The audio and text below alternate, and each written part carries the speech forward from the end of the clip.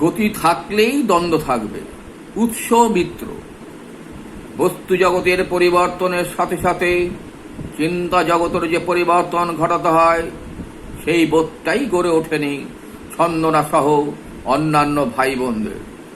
সামন্তধারার অবশেষ ও ক্ষুদে ব্যবসায়িক মানসিকতার মিশ্রণেই লুম্পেন মানসিকতায় গড়ে ওঠা যত রাজনীতি, যত কূটনীতি, যত মিথ্যাচার এক বিঘে জমিতে অবস্থানরত পুরনো নতুন বংশোদ্ভূতদের মধ্যে।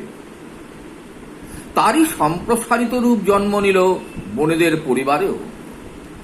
3 বোনের 2 জনে অর্ধাঙ্গ সেই স্রোতে গা ভাসালেও তৃতীয় জন অর্থাৎ ছন্দনার স্বামী বিপরীত স্রোতে চলার সিদ্ধান্ত অটল।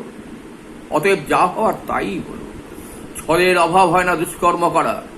পক্ষপাতিত্বের দ্বারা পরিচালিত হয়েই ছন্দনার নিয়ন্ত্রণে সুভাষকে আনার জন্যেই ভাই বোন, এমনকি ভাইয়ের স্ত্রীও স্থানীয় লুম্পেন শালিক নাগ দ্বারা সুভাষকে নিগৃহীত হতে বাধ্য করল। ভাই বোনদের সাথে ছোট সন্তানকে নিয়ে বাপের বাড়ি চলে যাওয়ার পর সুভাষ সিগারেটের ধোঁয়া ক্রমাগত আহরণ আর নিষ্ক্রমণ করেই বিয়ের সমস্ত ফটো পুড়িয়ে ফেলল। পরবর্তীতে ছন্দনা ফিরে আসার পরেও সুভাষ আর শ্বশুর বাড়িতে পা ফেলেনি। একটা সময় ছন্দনার 3 বোন জানতে পারল মা বাপের 1 বিঘা জমি ভাইয়েরা অতি সংগোপনে ভাগ বাটোয়ারা করে নিয়েছে, বোনদের অস্তিত্ব অস্বীকার করে।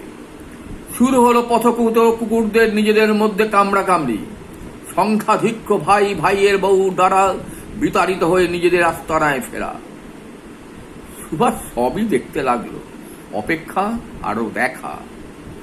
দেখলো ভাই পোঠায় বোনেদের উপস্থিতির তোড়জোড়।